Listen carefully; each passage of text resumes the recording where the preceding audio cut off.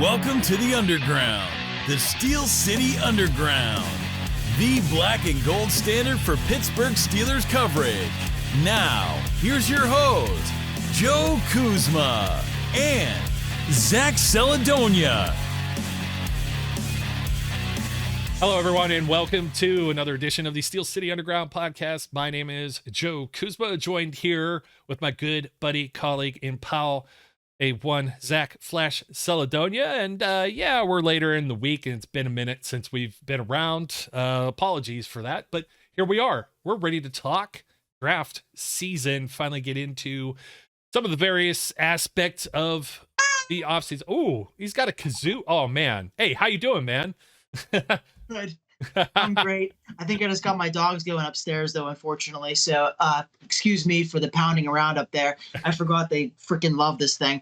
But I'm doing well. I'm doing great. Excited for the draft. It feels like time's moving at a fast pace lately, and I'll take that because we're in kind of the dead zone right now where March Madness is over. You got the Masters going on, but there aren't a whole lot of sports to take my mind off of the regular rat race of life. So I'm really excited to talk draft, hence the happy New Year's Eve noisemaker here. I wish I had one let's of get those into it, man. around. Let's talk some receivers in other spots. Yeah. Oh, no, this is like your favorite. This is your wheelhouse. You're all for, like, you got to understand, Flash is all about the swag, man. He's about the jersey numbers, the visors, the whole vibe, the gloves, like every little meticulous, like, I'm willing to bet when you play Madden and you have like the create a player thing, like you just go to town on that. So oh yeah, you gotta get them drippy. Got to do the dark visor, the drip. Gloves, armbands, back plate, the whole nine. He can even make the socks cool nowadays.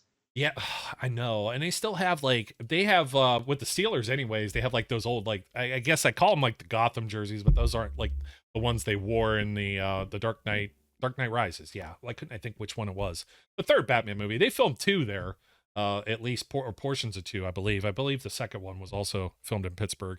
But speaking of obscure football and leagues, no XFL, that's not whetting your appetite much anymore. I mean, I'm trying to watch some of it, and some of the quarterback play is just, it's become what we thought it might be at points. There's clearly like 2, maybe 3 good teams of the 8, and then the rest of them are actually all pretty poor. That poor Renegades team cannot score to save their lives, man. That's just no, man. My relationship with the XFL is I'll forget that it exists, and then when there's a game going on, I'll notice it by looking at the TV guide or on my phone on a betting app, and then I'll get excited to throw it on, and I'll watch it for like 10, 15 minutes. It'll kind of get my football juices going, but then it doesn't take long for my interest to kind of dissipate because the level of play just isn't that good. It is cool to see former Steelers. There's a lot of former Steelers practice squad guys and preseason guys in the league. So it's cool to see them playing, and Rod Woodson, Hines Ward, their coaches. So there's some bits and pieces that'll grab your interest, but it's just not the same as NFL football. And I mean, it's funny we're talking about this right now because March Madness just ended, and that was a escape for me while it was going on because everybody loves March Madness. But over the past week, it was Saturday, I believe, we had a crazy windstorm here. Oh, and yeah. Dude, I've never seen anything like it because winds this intense, you would think a tornado's coming. Tornado didn't come, but my basketball hoop, one of my pride and joys, it took a tumble and fell down in my driveway. And I heard long ago, back before I even had one, that if your basketball hoop falls down and the rim bends, you're essentially screwed and you got to buy a new one. So when I had heard that it went down in the storm, I drove home so fast, you would think I had like my pregnant wife in the car and we were going to the hospital and the time for the baby was now because my baby, my basketball hoop, was face down in the driveway. Luckily, though, the rim was okay.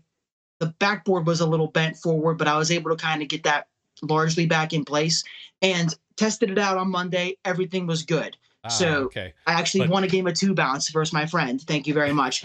And because of that, I have like a real life escape sport wise, thankfully, the hoop. But as far as sports on TV, there's nothing. It's all draft coverage, and the Pirates are doing good. The Penguins aren't. The Pirates. Yeah, they're above 500. It's something. Pens are disappointing though, man. The Yeah, Pens is yeah, just like it's so hit or miss. So it's like these guys, it's like one game, it's like, yay, all right, go Pens, and then the next game it's like, what the hell just happened? Like you guys like well, those are the hitting games I wrist? bet on them. Anytime I bet on them, they lose. So I think I have it figured out pretty good. Yeah. Well, we shall see. I know it seems like football will be here any moment though. Like the draft is just right around the corner near the end of the month here, about 3 weeks away, I think. And we've got a lot of area to cover. It's great to hear about your hoop though, by the way. I'm glad that it survived. The wind was crazy. It came all the way across. Like it's funny because Tina Rivers, our editor here, in the back, you speak to more in the back rooms, but I speak to just even, she'll call me up on the phone every now and then, and she sends me like a message. And of course, there's supposed to be something due for the website, and it's like, hey, look at all these tornadoes, and my friends that are storm chasers here in Iowa that are following this stuff around, and it's like, oh, great! In about 5 or 6 hours, that's going to come through Ohio. Like, it's like I'm just waiting for it to come across like the continental U.S., and then you're getting it too. Up in Youngstown area, a bunch of my friends were like without power, but where I'm at, luckily in my like actual like development here, all the wires are buried in the ground. So I didn't have any concerns like that. Thankfully, sign a cross and like knock on wood and everything else. So, but anyways, digging into the wide receiver, and by all means, the folks that may have missed any of those SCU podcasts that we put out there because you were without power or able to adequately entertain yourselves, there's nothing that's really expired. You can go back to the last several, and we're still trying to do 2 a week here. We just kind of fell off the rails this week, but you know what? Everybody needs a little bit of a break. There's only so much we could talk about, but it's going to be today. We got to talk about what the Steelers surprised everyone by drafting a wide receiver. There's a lot of talk about, God, everybody's talking about offensive tackle, and it's like, man, that just doesn't stick out to me. And everybody's talking about wide receiver being a luxury. And I don't have the fancy topics bar today. I might not have photos for most of the people that are on here, so bear with us. It'll be a little more bare bones of a show. I don't have all the whistles. The best we have is the kazoo.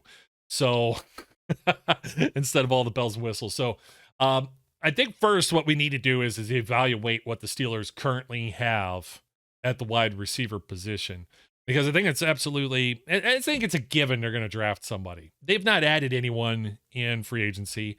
They didn't bring anybody back, at least yet. Steve Sims went and signed with the Texans. Miles Boykin, he's still floating around out there for my knowledge. I haven't seen his name surface anywhere. And right now, like the free agency stuff it's cooled off. You know what I mean? Nobody's signing anybody until after the draft now. They want to see what their draft haul is and then do that accordingly. So without further ado, let's see. I'm looking at some of the roster. Why don't we go with some of the names that people might not know? Well, I don't even think I knew this coming in this. Jamarcus Bradley. These are guys that like Louisiana Lafayette. This is like, camp body type guy. Although Tyler Vaughn's, he's an XFL star now. I remember seeing him like on day 1 or 2 of camp, and I was like, who is this guy? Because he come up and he was like standing up in the stands and doing a couple of autographs and getting his 15 minutes in before I'm like, oh, this guy's gonna be cut. This wide receiver group's pretty deep. He was actually pretty solid in the preseason. I was happy to see him in the XFL. Maybe he gets another shot and comes back around.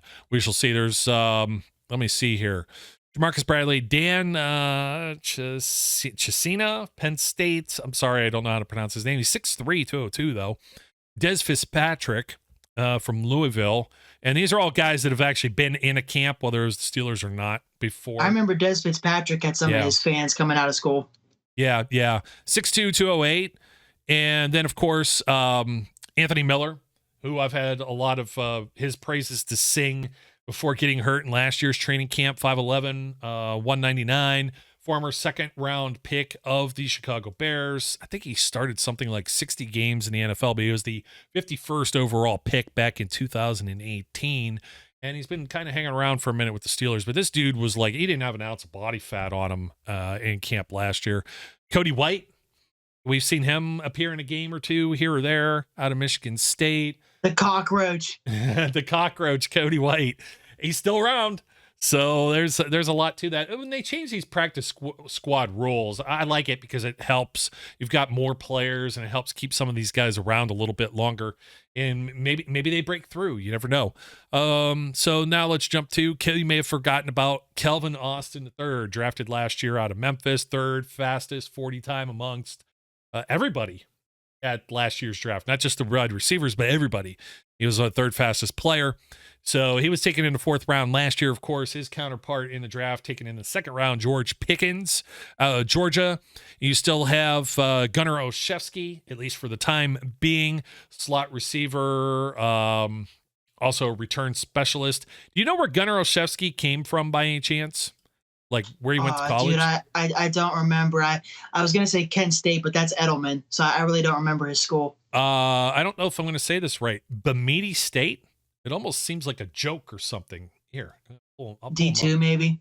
Yeah, I'm gonna have to look that one up. I swear, I feel like an idiot for not knowing this one, but every now and then you get something like an Elon or something that's thrown out there. It's like a really obscure college, Urbana, which no longer exists now, but you get your small ones. So Bemidji.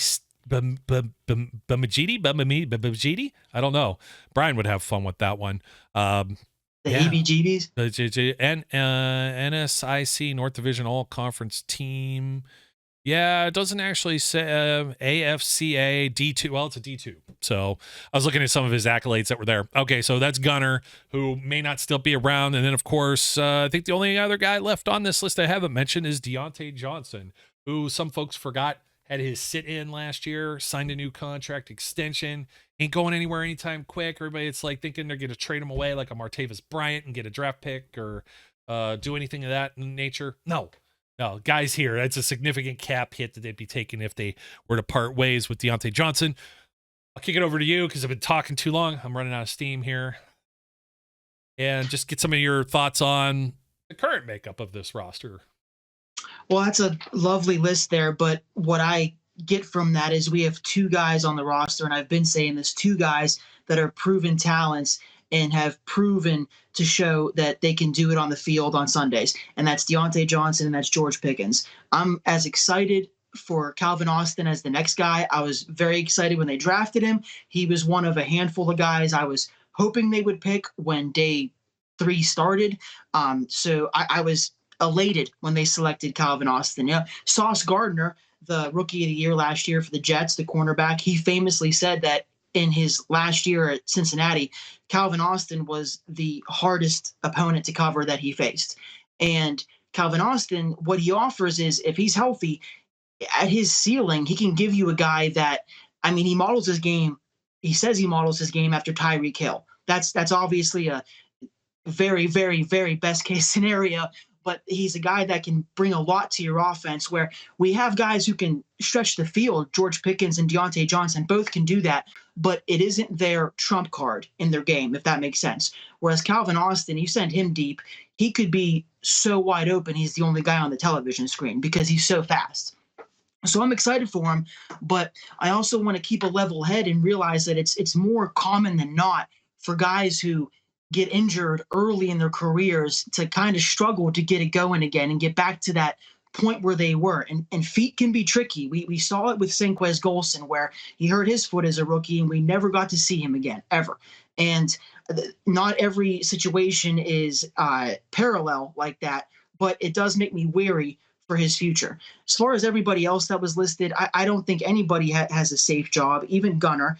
And when you look at the way they're doing their visits right now, their pre-draft visits, they have had a couple of receivers in for visits, and they only get 30 of these. So they wanted to take a closer look at these guys, ask them some questions, put them through the ringer themselves to kind of get a feel for their game and who they are as prospects. So I think the interest is clearly there. It's a matter of when they're going to pick a guy. First round would certainly be a surprise. And I don't think the interest is there on paper right now where they would take a guy at 17. But as soon as we get to pick 32, all cards are on the table. In particular, two names that they have brought in are Jonathan Mingo of Ole Miss and Charlie Jones of Purdue. Now, Charlie Jones is a really interesting prospect. I see him going day 3 because mainly he's 24 years old and 6 foot, runs a 4.4, put great stats up this year. He had over 100 catches, over 1,300 yards, and 12 touchdowns for Purdue. He transferred from Iowa after realizing, hey, this team doesn't throw the ball. So he went to Purdue and succeeded rather well and made a name for himself.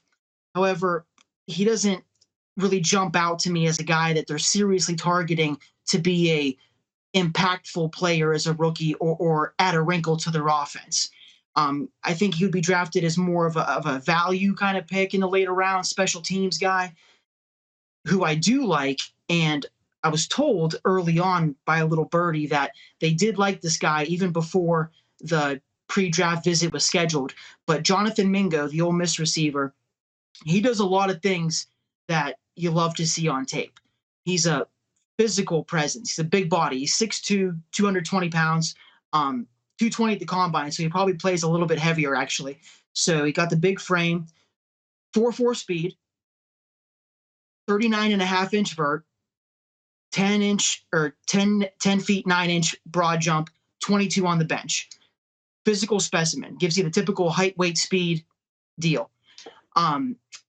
He had his 2021 season cut short because he hurt his foot going into week 4, ironically. But before then, he put up numbers that were, he had a game where he had 8 catches, 113 yards, 2 touchdowns. Another game where he had 6 catches, 136 yards, 1 touchdown. That was all 2021 before he hurt his foot going into week 4, and he was out the rest of the year.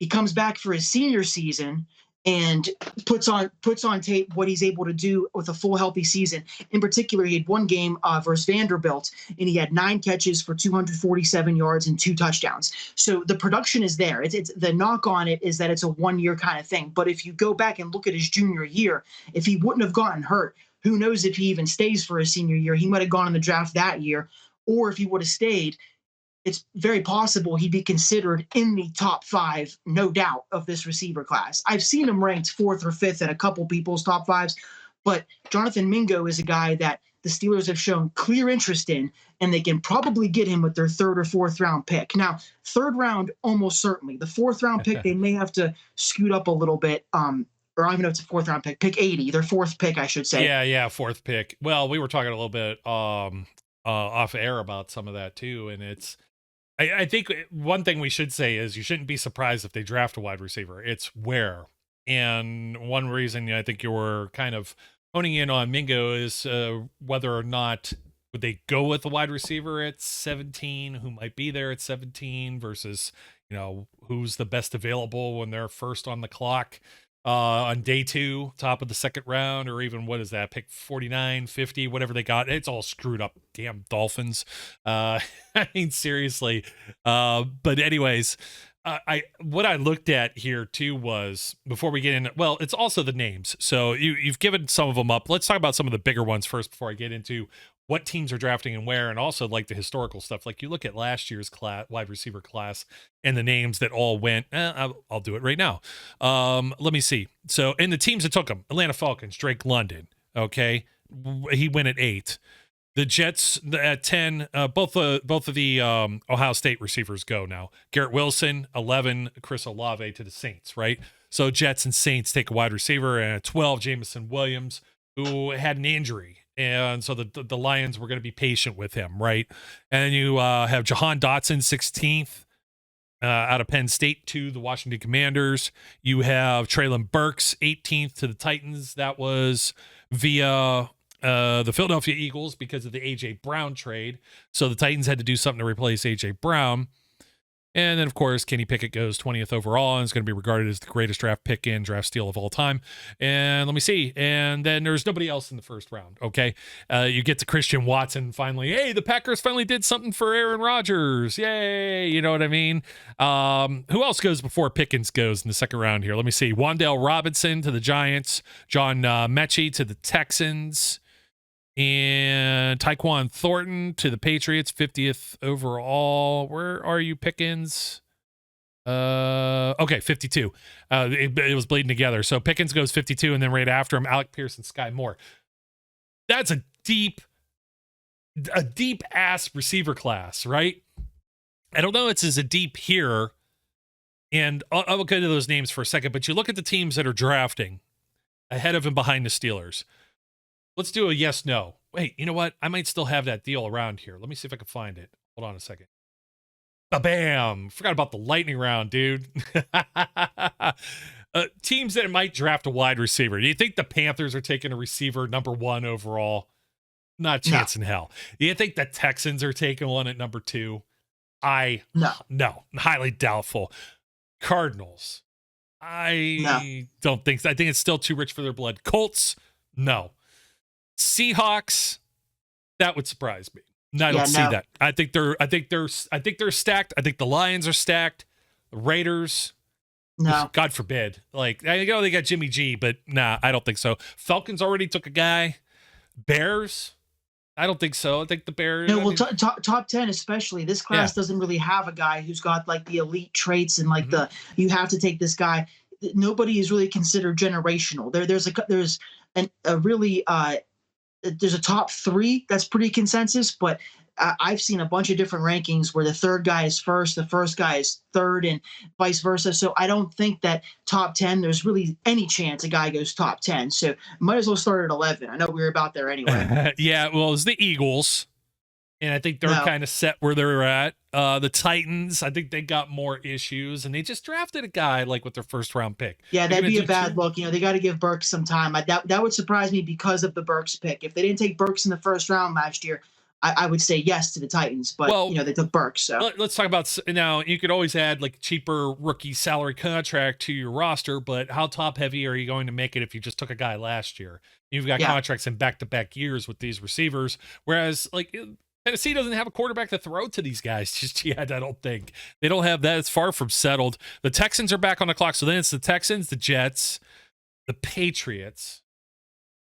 That's possible. I mean, they got Juju and they took Thornton last year ahead of Pickens famously. They just had they've had Addison there, I think, and they've had Zay.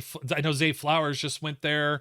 So we're gonna be talking about those guys. Is making the rounds. I've seen him go to a lot of places, like almost every school. I'm like Jalen Carter. If you're not in the top 10, sorry, bro. Nobody got time for that. Patriots, Packers. I mean, I don't know what the Packers do. I guess it depends on if Aaron Rodgers is still in town. And again, they just took Watson. It's hard to say. Commanders. It'd be so funny if they took a receiver the year that they sent Rodgers away. It's just, that would be classic bad football management, I think. I just think you could fill different areas. The Commanders, like we just said, they just drafted someone. The Steelers are on the clock at 17.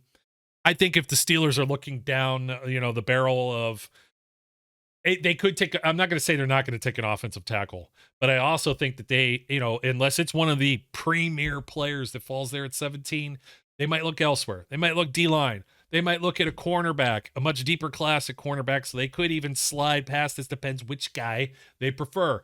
They've shown interest in cornerback 1 through 7 right now. So the interest in corner is clear and obvious. Whether or not they are going to get their pick at 17 of an elite guy, or they want to play it back and get a guy at 32, corner of all the spots they've had in for pre-draft visits and displayed interest in, corner is the one spot I feel highly confident in that they're going to take either at 17 or at 32. And there's wild cards, like you just said. If the top tackle or top second or third best tackle, I guess is more realistic, is at 17, they very well could take him. And the same it goes for 30. If a 32 creeps up, pick 32, and Jordan Addison is there, he's another wild card that, I'm selling myself on Mingo pretty hard, but the Kenny Pickett factor with Jordan Addison can't be ignored, that if he does fall to 32, which is possible with the way we just outlined the first 18 picks of the draft, if he's there at 32, I can see there being a conversation in Steelers, higher ups, involving Kenny Pickett being like, is this it? Do you trust this guy? We're 100% sure. I'm sure they have that established beforehand, but that's another wild card, I'll say, is if a top tackle falls to 17 or if Jordan Addison falls to 32, then those things you can't ignore. But corner with one of those first 2 picks, I feel safe and confident. And if I could find a place to bet on that, I would take Steelers drafting a corner with one of their first 2 picks. Oh, I think it's definitely going to be one of the top 3 in that top 50. I think all the names that they've had, like you said, are all 7 off the board by 50. Could be, but I mean, I'm not going to say for certain. You know what I mean? And like you said, there's a couple names at the top of the pecking order. We will do corners. I think that or maybe DBs as a whole. That's going to be probably you and I the next one, because Brian really wants to talk about the trenches. He likes the big ugly guys, the sexy linemen. Lions are on the clock at 18 right after the Steelers. Then it goes Tampa Bay, Seattle, the forfeited Dolphins pick, so there's nothing there. Chargers. Chargers don't really need anybody there. We already established the Seahawks, but with an extra first-round pick, maybe. Buccaneers, probably not. Chargers, I could see actually run it back there. I could see Chargers because of the Justin Herbert thing, and also similar to the Steelers, the Chargers only have Keenan Allen and Mike Williams, two established guys, and Keenan Allen's had health injuries for the past 17 years. So Chargers is a spot where I could see them going receiver. Yeah, and there might be enough to go around. The Ravens, are they going to clown around and do something like that? That's killing me how they're having receivers in for visits. Guys, you need a quarterback first and foremost. I don't know what is going on. That organization just seems like a mess right now. No receiver wants to go there. I can tell you that. I've had none of these prospects reach out to me directly, but I can tell you no receiver wants to get picked by the Baltimore Ravens because they don't throw the ball. Oh, you don't know what's going to happen. And let's just say even just the way it currently was. Let's just say Greg Roman was still there. You don't want to go there because they don't throw the ball, but now you don't even know if Lamar Jackson's going to be there. So why do you want to be there? You don't want to be there. Nobody wants to be there right now. I don't blame them. Text or tweet from Lamar saying, let's work. What's the point of even getting drafted if your quarterback doesn't reach out to you on social media saying, let's work? Yeah, Vikings could be interesting, but a first-round guy to go with Justin Jefferson, I don't know. It's a team I think is going to go corner, possibly. I like Jefferson. Obviously, he's the best receiver in the NFL, in my opinion. And I like Osborne as well, but they could go receiver. Jacksonville, I think they're overloaded. I think they're good to go there. Yeah, it's real middling. Giants. Cowboys. We spent a high pick on Robinson. Hey, Cowboys, they just traded for Brandon Cooks, which I think is going to work out real nice there, by the way. He's a good compliment for a guy like CeeDee Lamb. Yeah. I think that's going to work out real good. They still got Michael Gallup. So, I mean, they've still got some things to play with, but it's still Jerry Jones. So you can never rule that factor out. He's putting on the GM hat and he's going to overrule everyone. Buffalo Bills. I don't know about that one. The Bengals, I think they're more than set there. Saints are probably set. We already mentioned the Eagles. And then the Chiefs. You come back around to the Chiefs, and then the Steelers are on the clock again. Right after that, it'll start the second round. So the Chiefs is kind of like, you never know. They might give a weapon. It's got Sky Moore. You know what I mean? They still have Kelsey. So they lost Juju. They lost McCole Hardman too, didn't they? Yeah, they lost two guys. Yeah. So I mean, you never can say. But the whole point in pointing that out too is that once you get past that pick at the top of the second round at 32, you've got to go about another dozen to 15 picks. Let's see, 49, 17 picks. So the Steelers are back on the clock. That's a lot of players. You could probably see 4 or 5 wide receivers go if there's enough still on the board at that point. So let's look at the list of guys that could be around. And it's not to say, like you were saying, you went for the low-hanging fruit already, my friend. You're like, these are the guys that'll be around a little bit later that the Steelers have showed interest in. But what about all of the other guys that may have they get a jersey, they get to go up on the stage maybe on day one? Quentin Johnston, TCU. That's not going to be in the Steelers' range, I don't think. Jackson Smith-Njigba. I would be shocked if he was there at 17. I don't see it. Zay Flowers making the rounds. So many people love him. How early does he go? You'd be shocked if Njigba was at 17 or 32. Both. Yeah. Even more shocked at 32. I mean, I know he's 6 foot 196, but you look at, see, there's something to be said about the patterns too. And sometimes you'll have the team that's like, oh, I just missed out. Like for the longest time, Clemson was a wide receiver factory. And then everybody went on this streak with Alabama receivers. And now it's the Ohio State guys. You look at the guys that went last year and you're like, oh, the Smith-Njigba, he's going to be. And next year, this is going to be even more true, even depending on what Smith-Njigba does. Marvin Harrison Jr. is the next guy that's going to be coming up. So yeah, Jackson Smith-Njigba is my one. So I'm with you that I'd be surprised but we just went through all the teams possibly not picking a receiver. So I just wanted to make sure I heard you straight there that it'd be a surprise to you if he was gone by then. But if a team is to take a receiver before 17, I would think it would be Jackson Smith-Njigba because he's my one. Johnston from TCU worries me. Big 12 receivers struggle transitioning to the NFL because they don't have a really intricate route tree. A lot of goes, a lot of screens, a lot of quick slants. And I'd be weary of him.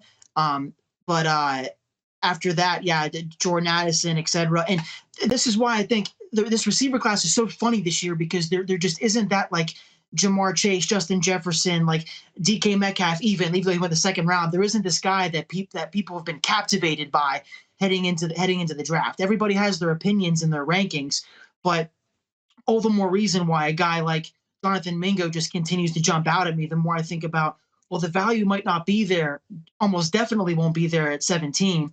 If they have a plethora of guys to pick from at 32, maybe they don't need to do that, and they can get a guy like Jonathan Mingo at 49.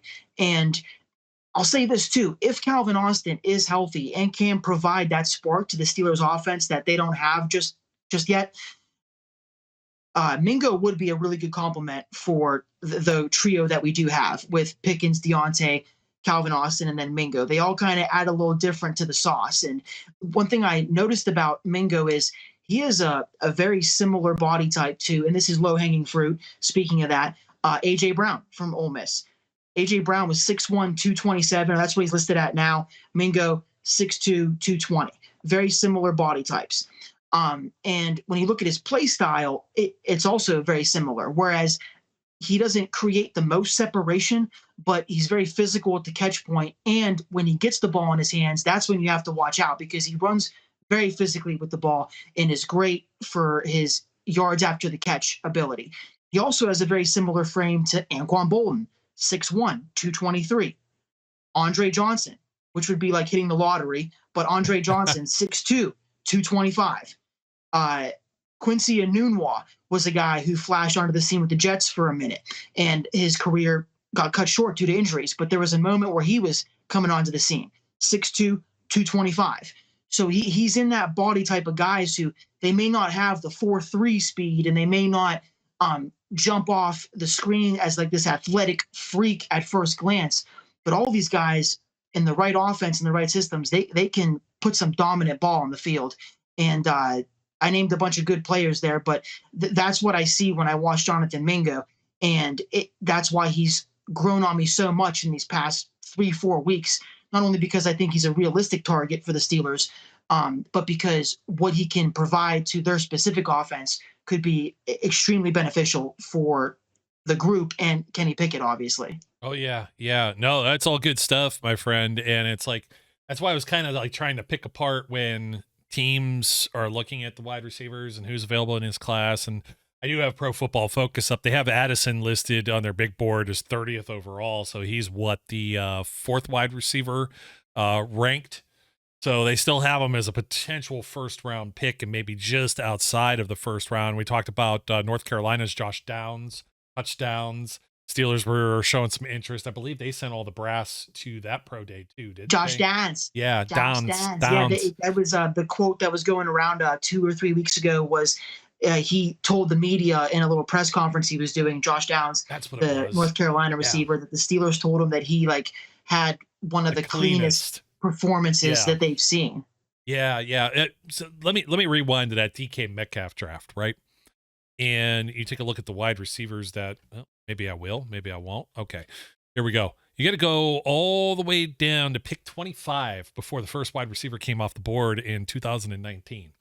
And that was Hollywood Brown to the Baltimore Ravens.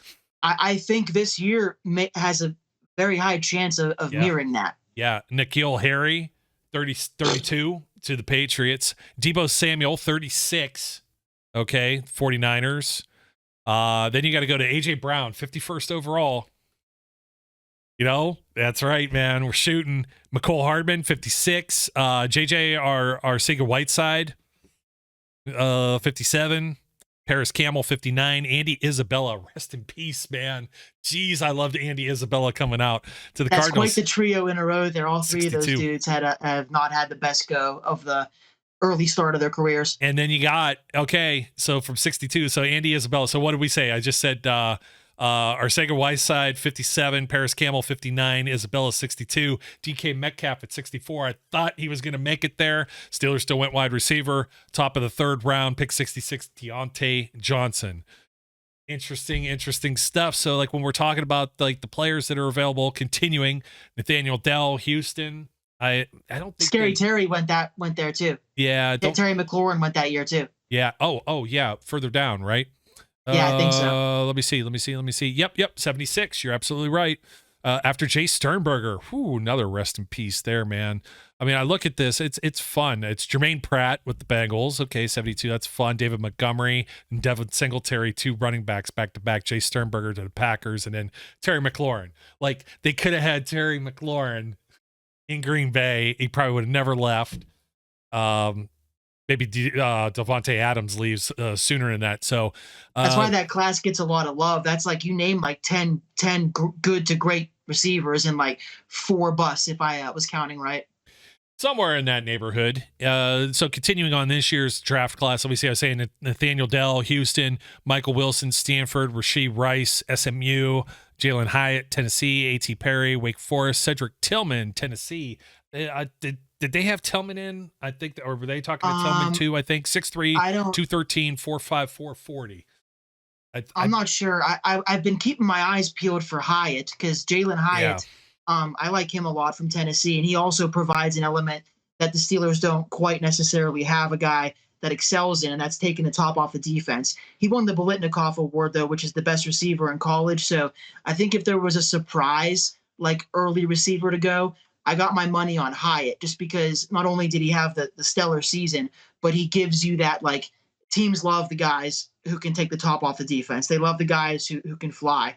And that's why Zay Flowers is getting a lot of visits right now, because he's another wild card that I can't really get a good read on him. But I think when you have a guy who can threaten the defense like that, it's a game breaker. And Hyatt is a guy that I would like to see them show interest in. I just haven't really seen much of it yet. You caught me right here transitioning. I was going to look up a little more on Mingo. I wasn't going to go through every name on the list, but PFF has him ranked 148. Oh, really? Puts him pretty deep in this class. I mean, the Steelers in the 3rd round. Let's see, the Steelers. Listen, if they can get him at pick 80 or whatever, I'll be doing backflips, because I think he's pegged as a guy, or he stinks of a guy that's going to be underdrafted. But when he gets to camp and shows what he can do in drills and one-on-ones and everything, it's going to be too hard to keep him off the field. And he'll work his way into a lineup, and we're all going to hear about how all these teams passed on Jonathan Mingo. Yeah, we're going to actually have to sell everyone why a wide receiver is necessary again. We kind of glossed over it, but let me get back to that in a second. So the Steelers, 17, 32, 49, 80, 120, then nothing in the 5th or 6th rounds as of now. We don't know if they're going to move. They can move a player. They can move a pick from the next year and to jump back in the draft. We don't know. I could see them moving back to try to get a 5th round pick or 2. Yeah. So they could add to their coffers here. And let me see. I was going to bring up something about Mingo, but give me a second now. I lost my place. Okay. Mingo, and then one of the other guys, Charlie Jones, is ranked at 185. Yeah, he'd be a day 3 guy. So, and that's not necessarily a bad thing. You never know. You can take a flyer on there. So, Mingo, you had some of his stats I'm trying to bring up. Come on. These college. There's so many of these. I'm like draft sites anymore that you just can't get everything that you want from these players. So, give me a second as I pull up some more. Oh, yeah, you're getting a peek behind the curtain, folks. I'll tell you why, speaking of that, you shouldn't question or try to sell anybody on the Steelers taking a receiver. It's because we're the best team at doing it. We're famous for being good at picking receivers. It works 9 out of 10 times. Those aren't the actual numbers, but it's pretty freaking close. And also, I've mentioned this before, and I'll keep bringing it. At least. It's a coin flip, at least. Yeah. And I'll keep bringing this up because I love this point. But 2017, when the Steelers took Juju in the 2nd round, they already had Antonio Brown, they already had Martavis Bryant, they already had Eli Rogers, and they already had Darius Hayward-Bay. Fast forward to 2019, 2 years later, Juju's the last guy on the roster at the end of the season in that room. So what can seem like a luxury pick at the time may not be. And it doesn't just go for receivers, but there's literal proof on paper of the Steelers doing this recently and having it work out. And another reason is because Kenny Pickett, they got their franchise quarterback last year. Why not load him up with weapons? I know we want to protect him, and they're doing a good job of demonstrating that and coming through with that in the free agency period right now. And I'm all for them adding to the offensive line still. but adding weapons is a part of a quarterback's development as well. And no quarterback is going to complain when his team takes a receiver within the first 3 or 4 picks. Yeah, that's, you know what, that's all great stuff too. And it's, you just got to remember, okay, Deontay Johnson, after this year, I said, no, not trading him this year, but it doesn't mean again, trade him next year. That's when you get an out on this contract too. And you've got George Pickens. You have a complete unknown the rest of the way there. I don't know that you want Gunnar Olszewski around or not. It's not to disparage him right now. He's the only guy that's really a return guy. He might make it to camp. He's not, doesn't have a big contract. Calvin Austin was working as well. He's a return guy. He was a specialist in college too. And he was doing it in camp. And I don't know, did you get a chance to see Austin at all when you were out at camp, or was he already injured by the time you were No, there? I did. I picked a good day to go one time where he actually was featured. It was team drill. It was either Mason or Mitch that threw it, though. I'm almost positive. A deep ball over the left sideline. He caught it, got a big pop from the crowd. And I had heard leading up to that and a couple practices after, he was being featured in the offense and providing a nice spark. So I think he was doing well. It's just a shame what happened injury wise, and he is another guy that can challenge Hunter in the Gunner in the return game. I still do that, dude. That's been It's all year. fun. You know, it's all the same. May as well start calling him Mason too. You got like those like the names that are just all very similar. You know what I mean? It's like that one. If you were to open like a baby book from whatever that was, probably, God, I'm getting old. These guys might have been born in like the 2000s. Even at this point. Yeah. Geez, man, that's sad. But anyways, yeah, just one of those names like Mason or, you know, Chase or something. Oh, there is a Chase in here though, because I was just looking up like the other draft class. T. Higgins is a good case study in this too, but there were a lot of receivers that went in his draft. 2020, rest in peace to Henry Ruggs, who was the first one off the board. Jerry Jeudy at 15, Well, Jerry Jeudy 15. he's still alive. Rest in peace to the other his person. career. I know, I said rest in peace like 6 times already. None of those guys are dead either.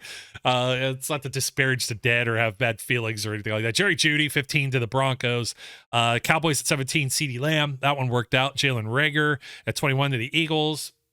Justin Jefferson, 22. Vikings, a lot of receivers here. 49ers, Brandon Ayuk. Where did he come from this past year? You know, like now I can't say anything bad about him. So No, yeah, he's sick. I mean, Yeah. he's been pretty good, but he got more media coverage this year because I've played against him in fantasy, unfortunately, a couple times. So never had him on my own team. But yeah, he's one of those guys who doesn't get a lot of recognition because the Niners are known for their defense and rushing game for the most part. But Ayuk is proven nasty. Higgins goes 33rd. Michael Pittman right after him to the Colts, 34. Yikes. Oh, that's rough. Then there's like LaVisca Chenault, KJ Hamler, Chase Claypool. So there was my chases. Really, you go down the rest of this. Van Jefferson, 57. Denzel Mims. It doesn't always work out.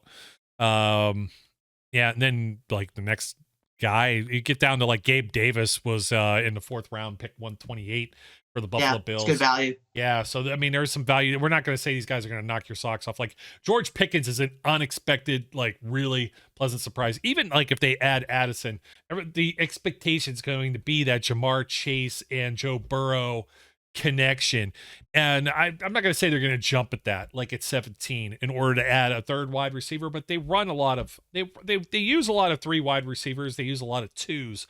And Pickens is just, he's entering year 2. And what if he or Deontay get hurt? Then what are you going to end up doing? So you got to have a little bit of depth here. I do think they use one of these picks higher up. We've already marked some of the guys that are a little later in this draft, and also looking at some of the older drafts, just where they're going to end up falling in. But right now, the Steelers do not have a full room of receivers like they typically would. Would I expect Miles Boykin to maybe be back as a special teams type guy? Absolutely. Or they're going to sign somebody that's going to end up being like that Hayward Bay. I love when you were saying that. Like, look what Juju did. Juju was a team MVP when they brought him in. Pissed off Antonio Brown, but you know, they bring him in and boom. It doesn't always work out. Okay. So when Antonio Brown is like one of those, you know, rare exceptions, like saying, oh, you could find a Tom Brady in the 6th round. Antonio Brown, same deal. But they took Emmanuel Sanders in that same draft. And Emmanuel Sanders had all those foot issues, and it took Manny Sanders a minute to get on the field. And then when he did, of course, he earned a big contract because the Steelers couldn't afford to pay all of that young money crew with those 2 guys and Mike Wallace. If you remember, they had all three of those guys at one time, and that was going to be Marcus Wheaton was going to be the guy to replace Mike Wallace. Do I remember the Young Money crew, dude? Marcus Wheaton, who I liked, but just adequate. Nothing wrong, just adequate, and didn't really have a career outside of the Pittsburgh. For some reason, these guys He'll always have that Chicago. long touchdown from Mike Vick in prime time. That was sweet. Oh yeah, that was like the one that was written up in the dirt with Ben on the sideline or whatever, right? Oh yeah, I remember the offense was like terrible until that point. Like, all right, yeah. Vic, you still have an arm, so just throw it. Like, yeah. we'll just roll it out, throw it as far as you can. Just flick the ball, and then they. Where am I missing in between here? Was it Martavis Bryant first, and he was a 4th rounder, and it's just not knockout, and then 3rd rounder was Sammy Coates.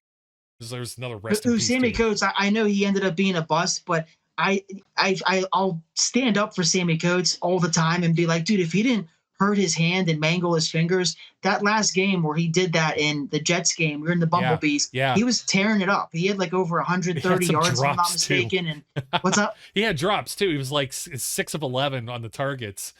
He should have had like hands. 3 or 4 touchdowns. I know, but he could have had more. You know what I mean? That was crazy.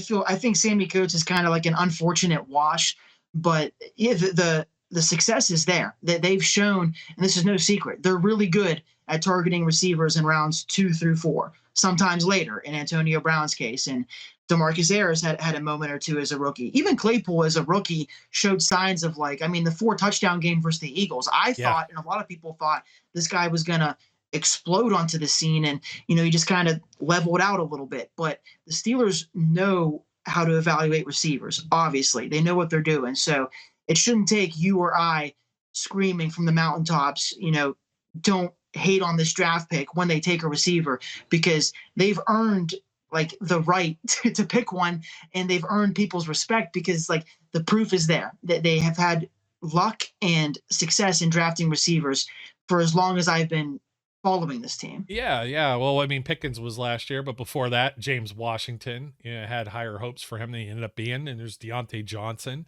that worked out well. Claypool, sort of, kind of in a way, but maybe not really. And one thing that bodes well for some of these players, Jonathan Mingo, four-year player in college.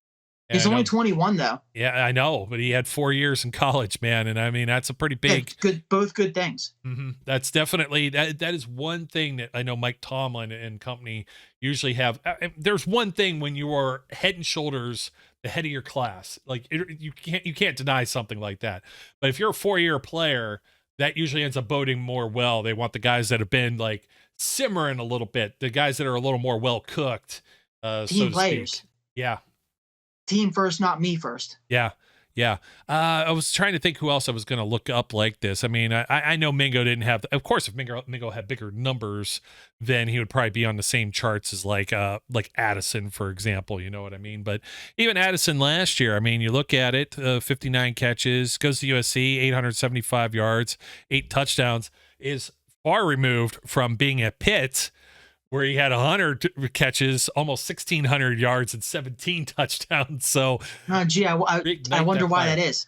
So anybody that overlooks that, you know what I mean? You just never know that he could be there. Okay, so let's evaluate this. Maybe this is our closing thought. Pick 17, how happy would you be with a wide receiver? Does it depend on who it is? I don't think I want a receiver at 17. I don't care who it is. Myself, with me, it depends who it is. Absolutely. I would not be happy if it was Johnston, who I mentioned. I would be happy, and I already admitted this on a couple shows ago. I would be happy if they picked Jordan Addison at 17 because I could sell myself on it so fast. And the biggest burden on my shoulders would be defending the pick to other people and proceeding to defend it all year long in every game, like I've had to do in the past with draft picks. And sometimes you end up right, sometimes you end up wrong. But I would be happy if they took Addison at 17. I prefer them not, but I would be. Jackson Smith-Njigba is the other one because I already said I believe he's the best receiver in the class. So if they were able to get him at 17, I would also be happy. Anybody else, I would consider it a massive reach. And the more I talk about it and say it out loud, and the more I think about it, the less sense it makes for them to go receiver at 17, because I think they'll have plenty of guys to choose from at 32, and then still some to pick from at 49. So it's very specific with me. But I for the most part, no, I wouldn't be happy if that were the pick. There's other spots of value they can go there, i.e., cornerback, offensive line, or defensive line. Those are the three spots I'm looking for at pick 17. I'm with you. You know what? That's interesting. You just swayed me in a certain way because, like, I just totally don't expect Smith-Njigba to be there. If he is, like that's a hard sell to talk out of. It's hard a to talk value you thing. out of it. Addison, you could talk me out of Addison at 17. I will also talk myself into it if that so ends up being the draft pick.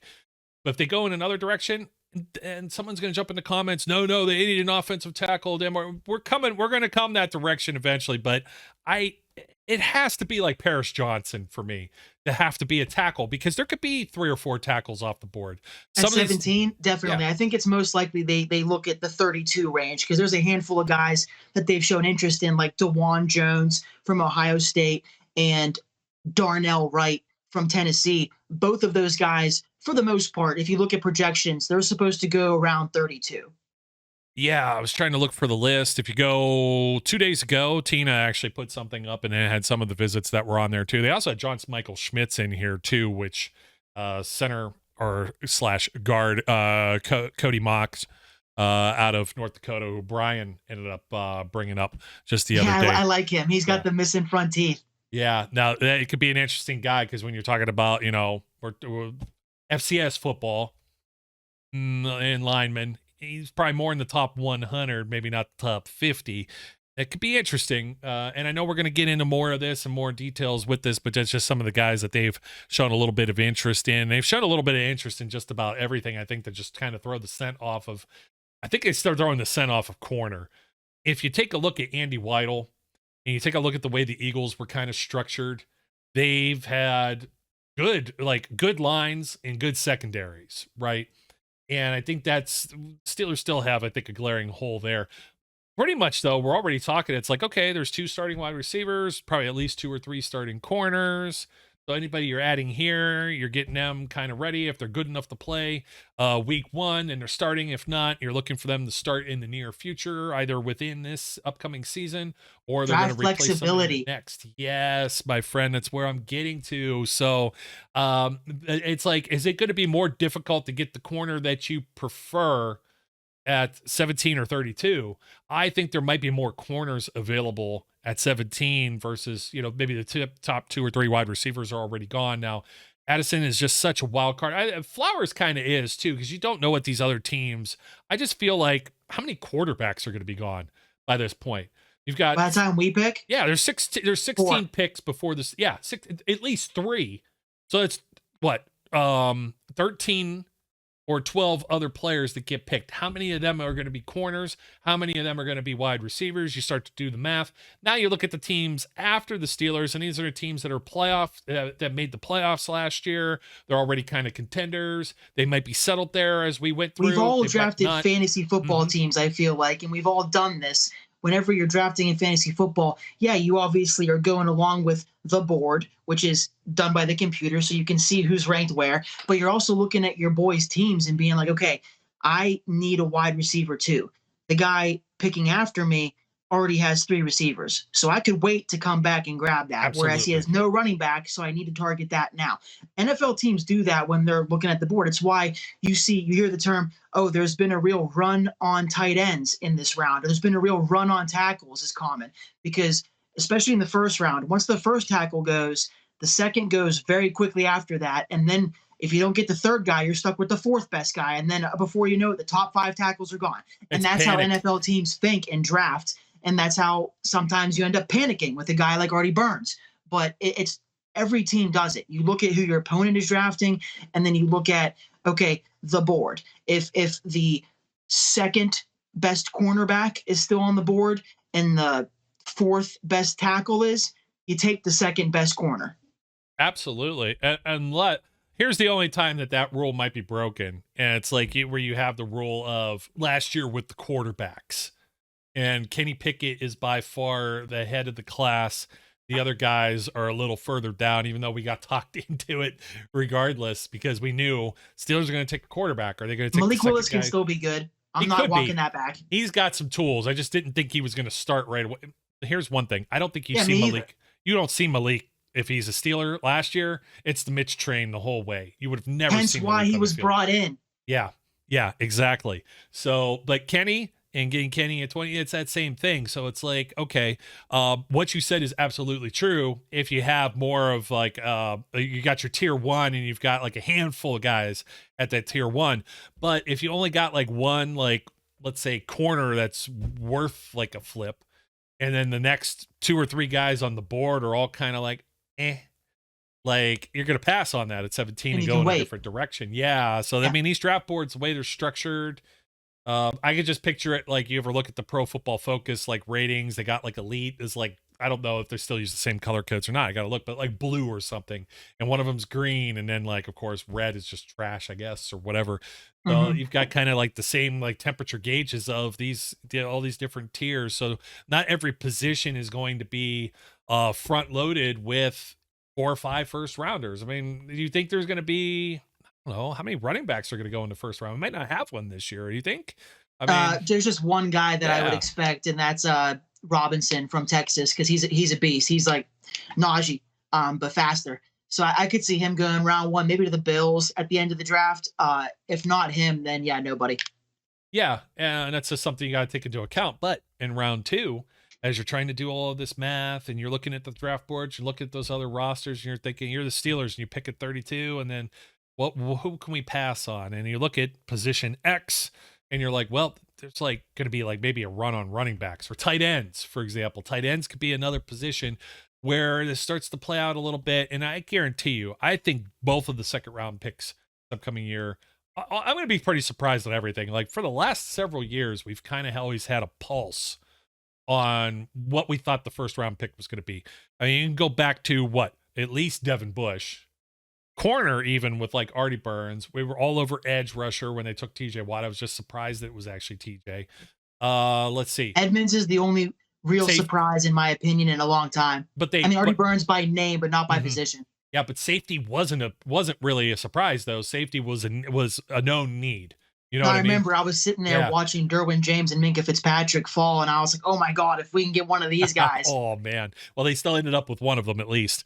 And yeah, I know the way that worked out. It was just like, I'll never forget the day where it was the Dolphins were seeking a trade, and I said, "Man, Kevin Colbert don't part with first round picks, but this is an exception to the rule here. Go get him." And within like hours, it was like they're going to get him, and I'm like, like a little girl, like just like screaming. It was so oddly very talked about in NFL circles, and the Steelers were so often brought up as a suitor and an interested team that it made it feel too good to be true, you know.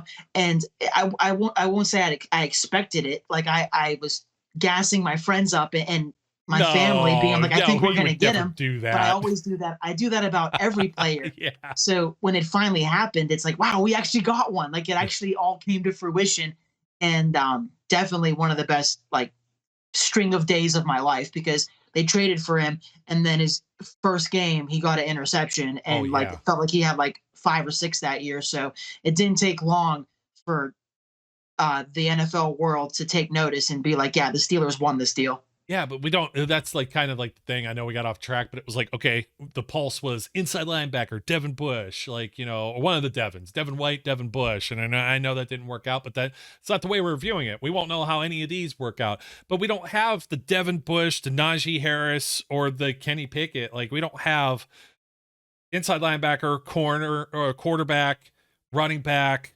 cornerback, going back to Burns, edge rusher, like all of these, safety, the defined need. I know somebody's going to try and talk me into and say it's tackle or bust. I don't see it that way. I really don't. I think the way that this roster has been structured this offseason, that flexibility and the trade of Claypool to have that, like that pick right in the middle of the ones they naturally had at 32, like this is awesome. This is good times. And that's why they're going to take a wide receiver, my friend. So thanks everyone for joining us. And Zach, thanks for taking some time finally out of your schedule. Nice to have you here. I couldn't do this without you, so I'm joshing you, but happy to have you, man. It's always good. It takes one to know one, brother. Yeah. What's that supposed to mean? I don't even know. So it's just my go-to response when someone says something nice to me. I'm like, oh, it takes one to know one. Yeah, that's messed up. It's genuine. Yeah, I think I've got a lot of good lines. Like somebody will be like, "Do you want your receipt?" No, trying to quit. And to be honest, that's not even like a save the trees type thing. I got like useless receipts. I go out to eat and it's like I keep this thing under my wallet. I'm gonna look like I know you might not be the big Seinfeld guy. I know Brian is, but George Costanza had like the fat wallet that had like salt packets and ketchup packets and stuff saved in it. It was basically like a purse. It's like, man, I can't do that. I'm the minimalist guy. I carry my ID and a couple cards and a little bit of cash. Like even if I have too many like bills, it drives me crazy. I can't have all these fat things while I'm walking around in my pockets. You know what I mean?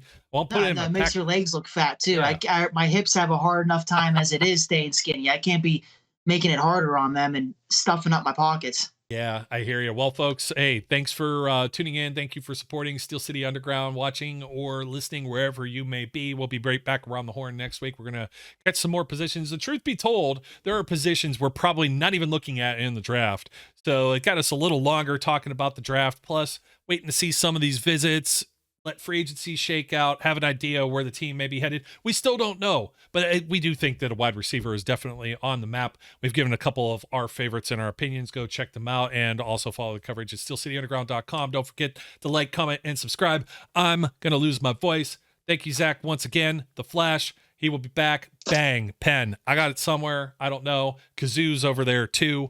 My name's Joe Kuzma. His name's Zach Flash Celadonia. Until next time, we encourage everyone out there to be safe, be good, and we'll catch you later. We would like to thank you for listening and remind our listeners to follow us on social media and our website, www.steelcityunderground.com.